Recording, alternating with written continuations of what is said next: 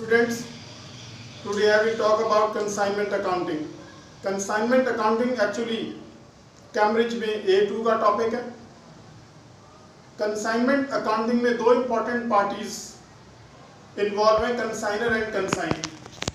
Consignor goods send करता है consignee को और कंसाइनी गुड्स रिसीव कर रहा है कंसाइनर से. कंसाइनी गुड्स रिसीव करके मार्केट में सेल करता है गुड्स को on behalf of consignor.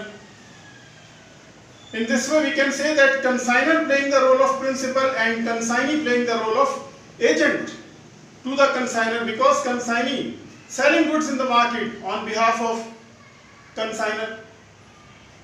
Being a student हमें पता होना चाहिए जो different transactions हैं consignment से related, उनका हम ट्रीटमेंट क्या करेंगे, उनको हम कैसे रिकॉर्ड करेंगे in the books of both of the parties, consignor and consignee.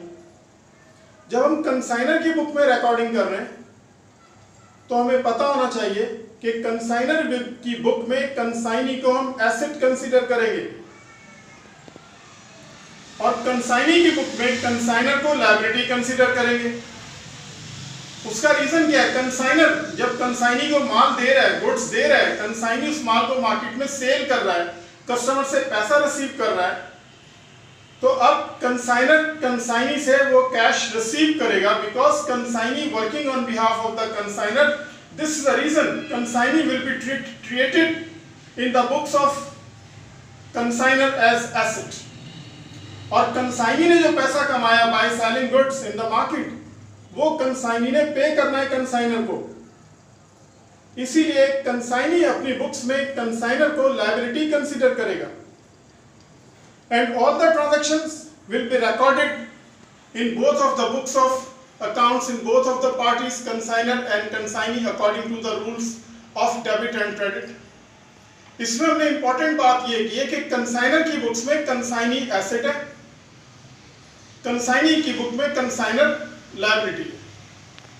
इसके अलावा ड्यूरिंग रिकॉर्डिंग प्रोसेस हमने और भी इंपॉर्टेंट कंसीडरेशन देनी है ट्रांजैक्शंस को. कुछ ट्रांजैक्शंस ऐसी हैं जो कंसाइनर ने की वो सिर्फ कंसाइनर की बुक्स में रिकॉर्ड होंगी, या कंसाइनी ने की वो सिर्फ कंसाइनी की बुक्स में रिकॉर्ड होंगी. और कुछ ट्रांजैक्शंस ऐसी हैं जो कंसाइनी ने की हैं लेकिन वो कंसाइनी प्लस कंसाइनर दोनों की बुक्स में रिकॉर्ड होंगी. ऐसी कुछ ट्रांजैक्शंस ऐसी होंगी जो कंसाइनर करेगा and those transactions also should be recorded in the books of both of the parties.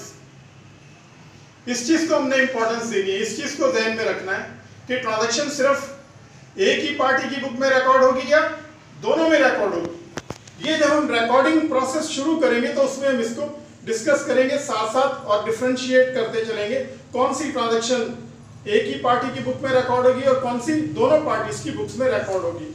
इसके अलावा बीइंग एन स्टूडेंट आपको पता होना चाहिए how to prepare consignment account, consignor account and consignee account. These are very important accounts. इसके अलावा और भी बहुत से अकाउंट्स हैं. Actually, consignment account or consignee account will be prepared in the books of consignor, or consignor account will be prepared in the books of consignee. In accounts में जो consignment account है, this is actually income, profit or loss account. Final product of the consignment account will be profit or loss. आज हमने discuss किया consignment accounting को, consignor को, consignee को, and how different transactions will be treated in the books of consignor and consignee, और consignment account का final product क्या होगा. Thank you very much.